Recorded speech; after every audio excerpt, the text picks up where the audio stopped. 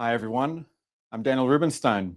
Today is December 12th, 2024, and this is the live daily briefing of the Israeli Citizen Spokesperson's Office. We are live on Instagram, on X, on YouTube, and on LinkedIn, and available afterwards wherever you get your podcasts, whether that is Apple, Google, or Spotify. I will also be posting clips from this briefing on social media. So please start submitting questions in the chat. As always, like, subscribe, follow, share, help us reach a wider audience.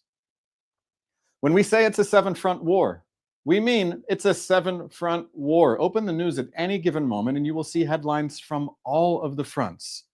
In Gaza, Hamas continues to fight and it continues to hold hostages and demand a ransom. Negotiations over the ransom payment continue. Last night in the West Bank in Judea, a Palestinian terrorist opened fire at a bus that was traveling from the city of Beitar Illit to Jerusalem. The terrorist killed a 12-year-old Israeli boy and wounded several others. As Israeli security forces were pursuing the terrorist, he turned himself in. Hamas remains very popular in the West Bank. This morning, the IDF said a drone that was launched from the east was intercepted.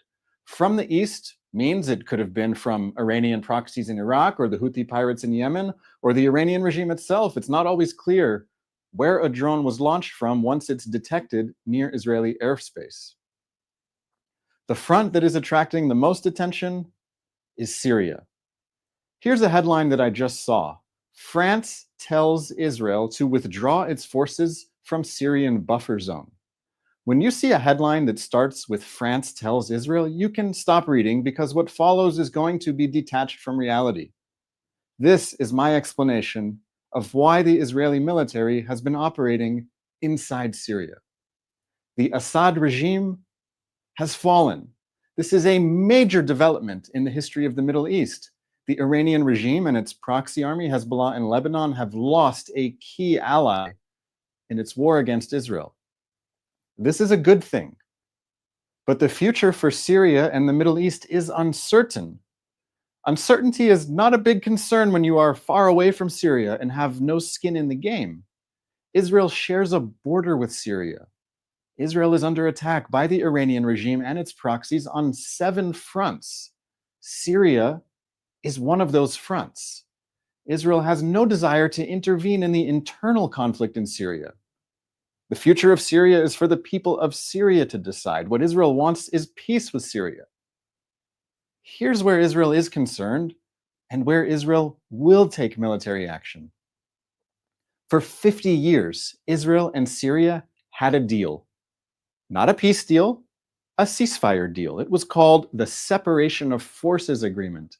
It's from 1974, a few months after Syria's surprise invasion of Israel on Yom Kippur in 1973.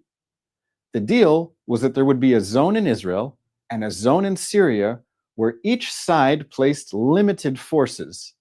In between these two zones, where each side had limited forces, was an area of separation where neither side was allowed to have any forces.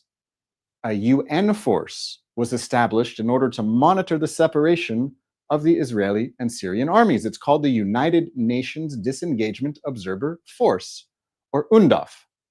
As its name indicates, it is a force that observes the disengagement of the Syrian and Israeli armies.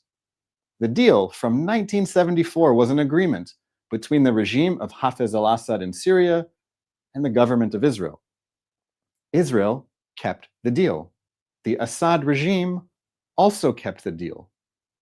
Assad supported the Hezbollah terrorist army in Lebanon, but it kept its border with Israel quiet. The Assad regime is no more. The Separation of Forces Agreement assumes the existence of a Syrian army that is committed to the deal and the existence of a UN observer force in the middle. Both of those assumptions have collapsed.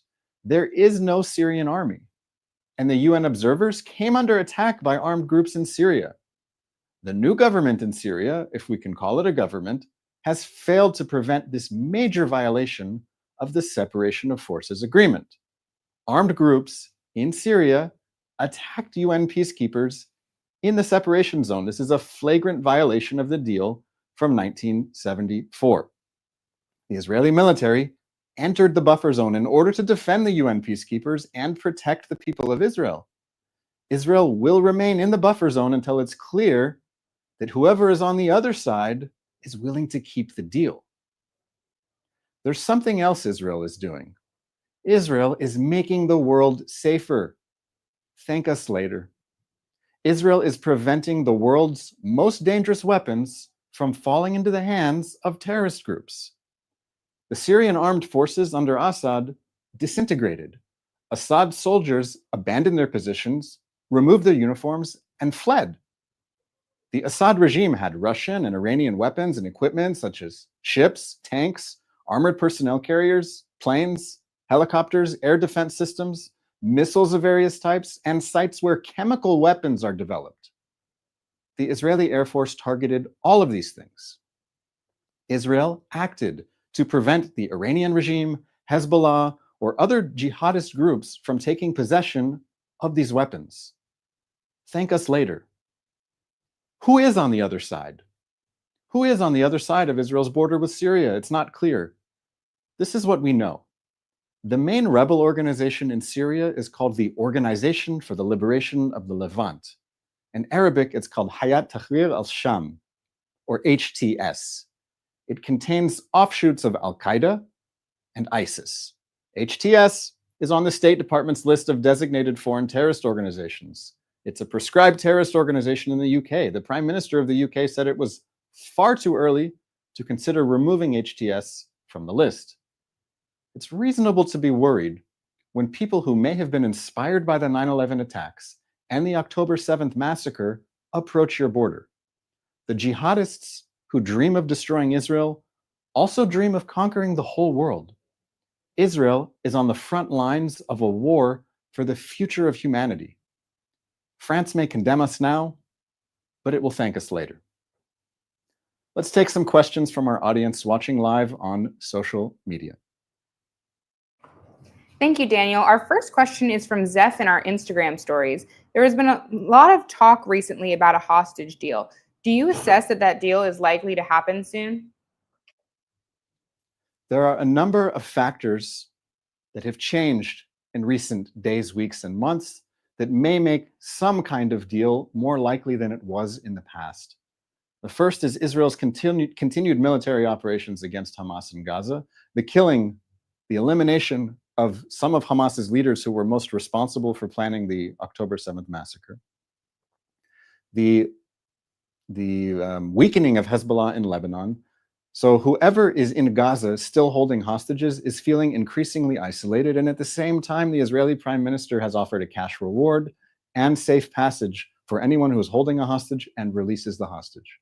So it could be that certain elements of Hamas in Gaza are interested in some kind of negotiation to end the status quo. Perhaps they will get a big payday. Perhaps they'll get safe passage out of Gaza. But that's the deal available to them right now. There may be further negotiations ongoing.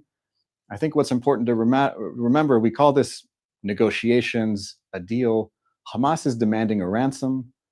Hamas broke into people's homes on October 7th, took 251 hostages, and it's demanding a ransom that will allow it to remain in power in Gaza in order to plan more October 7th massacres. So Israel has been saying we will not allow Hamas to remain in power.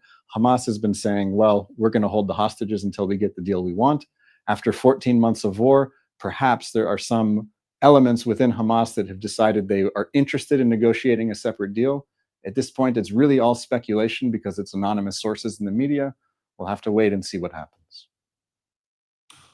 Thank you. Our next question is from Adam on Instagram. How has the collapse of the Assad regime in Syria impacted what's left of Hezbollah in Lebanon? I think one of the reasons that the Assad regime collapsed so quickly is because of a weak Hezbollah in Lebanon. Remember, Hezbollah, this terrorist army in Lebanon that attacked Israel one day after the October 7th massacre, Hezbollah opened a second front against Israel because it wanted to protect Hamas in Gaza, and Hezbollah fired thousands of rockets, guided anti-tank missiles, suicide drones into Israel, leaving Israel with no choice but to go into Lebanon and push Hezbollah farther away. So Hezbollah was dramatically weakened. Its senior leadership was eliminated. And that left Bashar al-Assad in Syria in a much weaker position because during the peak of the civil war in Syria, Hezbollah in Lebanon went to fight on the side of Bashar al-Assad. So there is a link between the weakness of Hezbollah in Lebanon and the weakness of Bashar al-Assad in Syria. His army seems to have disintegrated. Other rebel factions were much more organized and ready to fight. It remains to be seen how the Iranian regime will react to all this, because they have also ended up in a much weaker position after encouraging war against Israel and supporting those who wage war against Israel. Now the Iranian regime is feeling much more isolated. Our next question comes from Effie on Instagram. What happened the other day when a building in Israel was hit and not detected by the sirens? Yes, in recent days, there was a drone that infiltrated Israeli airspace and slammed into a building in the town of Yavne, which is near Ashdod in southern Israel. These drones are slow-moving, hard to detect, and fired from all different directions. The Houthi terror pirates in Yemen have a drone fleet that they're using. There are Iranian proxy militias in Iraq that are firing drones. Hezbollah has drones. They have fired thousands of these drones. Many, if not most of them, have been intercepted, but occasionally some slip through. And the Israeli military learns from its mistakes each time that this happens and wonders, why wasn't this detected? Did we pick it up? What can we do better next time? Fortunately, in this case, nobody was hurt, but there have been instances in the past where drones did get through and people were killed. So drone defense is going to be a big part of the current war and future wars, and I hope the whole world gets that message. Thank you. Our next question is from Debbie on Instagram. Did the USA ever send Israel the weapons that it's been holding back? I don't know the details on weapons shipments from the US to Israel. I know that the US has been a critical supplier of various kinds of weapons and ammunition to Israel, which Israel needed in enormous quantities as a result of the October 7th massacre. Remember, Israel was not planning on a war, didn't want a war, wasn't seeking war. But after Hamas invaded Israel with a terrorist army of 3,000 men, it became very clear that the status quo from October 6th couldn't continue to exist. And that meant that the Israeli military would need to remove Hamas from power and destroy its military capabilities. And this required a lot of ammunition. And at the same time, Hezbollah decided to open a second front, which meant that Israel also needed to use its weaponry on Hezbollah in Lebanon. Israel is only a country of 9 million people. Its capacity to be able to develop the weapons that it needs is limited. It must import from its friends and allies. I know this has been a big issue throughout the Biden administration, but Israel has been preparing for this scenario for quite a while. It understands the limitations, and I hope we'll see the results in the next administration. Thank you. This is our final question from Lotem on YouTube. He asks, how does Hamas still have military capabilities in Gaza 14 months into this war? I think everyone underestimated the military strength of Hamas. If you would talk to people before October 7th, Hezbollah was the top name of the threat that you would hear about coming from Lebanon, from the northern border, and Hamas was seen as a tier 2 threat. It turns out that what Hamas did in Gaza was turn all of Gaza into a weapon. Urban warfare doesn't even begin to cover it, the extent to which Hamas pre-positioned weapons in every apartment building across Gaza so that Hamas fighters could move around in Gaza, look like civilians, but wherever they go, they would find the weapons that they needed. And if they were killed by the Israeli military on their journey between one military position and another, they would look like they were killing civilians. Also, Hamas had a vast network of tunnels underneath Gaza that could not be seen from the air. And in these tunnels is vast supplies and ammunition. So Hamas prepared for a decade, if not more, for this moment. Hamas was ready. Hamas chose to fight. And it is very impressive the amount of resources that Hamas dedicated toward military infrastructure, completely neglecting the well-being of the people of Gaza. And we're seeing the results of this. I only can hope that in the day after, when the war is over, when Hamas is dismantled as a military force, when it's no longer the government, that the people of Gaza will have a government that chooses peace with Israel and not war with Israel. I want to thank everyone for watching the live daily briefing. We are live every Sunday to Thursday, 8 a.m. East Coast time, 3 p.m. Israel time. I'm Daniel Rubenstein. This has been the live daily briefing. I wish you a Shabbat Shalom and a lovely day.